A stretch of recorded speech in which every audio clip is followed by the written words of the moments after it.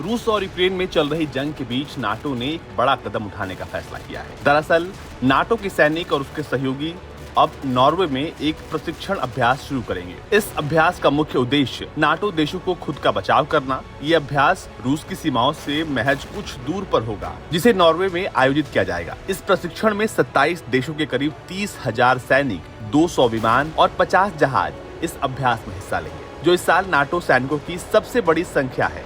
आपको बता दें कि शुक्रवार को अमेरिकी राष्ट्रपति जो बाइडेन ने साफ कर दिया था कि वो तीसरे विश्व युद्ध के अंत तक नाटो की रक्षा करेंगे, लेकिन वो यूक्रेन में रूस से लड़कर एक व्यापक संघर्ष को बढ़ाने का जोखिम नहीं उठाएंगे और नो फ्लाई जोन स्थापित करने से भी इनकार करेंगे। अगर हम इस अभ्यास के बारे में बात करते हैं तो ये अभ्यास नॉर्वे और उसके सहयोगियों की सुरक्षा के लिए अत्यंत महत्वपूर्ण है। हम नॉर्वे के संबंध में उन्होंने कहा कि हम नॉर्वे के संबंध में सुदृढ़ीकरण का अभ्यास करेंगे। नॉर्वे के रक्षा मंत्री ऑड ने समाचार एजेंसी एएफपी को बताया कि नॉर्वे ये परीक्षण करने के लिए इसलिए भी उत्सुक है क्योंकि नाटो के चार्टर के अनुच्छेद 5 के अनुरूप अपनी धरती पर मित्र देशों के सुदृढ़ीकरण का प्रबंधन कर सकेगा। ये प्रशिक्षण किसी शक्तिशाली देश द्वारा किए गए हमले से बचाव के लिए सदस्य देशों से सहयोग लेने में मदद करता है।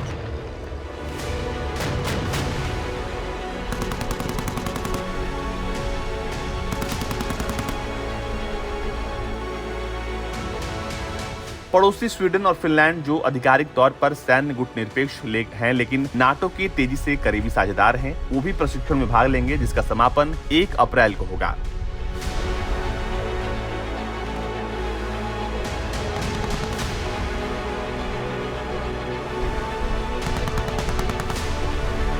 तो आखिर यही जानते हैं कि जिस नाटो का बार बार जिक्र हो रहा है वो नाटो क्या है। तो जब सेकेंड वर्ल्ड वॉर खत्म हो रहा था और अमेरिका सोवियत संघ के बीच शीत युद्ध की शुरुआत हो रही थी, तब 1949 में नाटो का गठन हुआ। शुरुआत में संगठन में 12 देश सदस्य थे, जिसकी संख्या अब 30 हो चुकी है। इनमें से कई देश 1991 में सोवियत संघ के विघटन होने के बाद नाटो में शामिल हुए और नाटो के चार्टर में कुल 14 आर्टिकल हैं, जिनमें अनुच्छेद 5 सबसे अहम है। दरअसल इस नियम के तहत नाटो इस बात की गारंटी देता है कि उसके किसी भी सदस्य पर हमला होता है तो वो अपने सामूहिक सैन्य प्रतिक्रिया तंत्र को सक्रिय कर देगा और सारे देश जो हैं एक साथ मिलकर उस पर हमला करेंगे।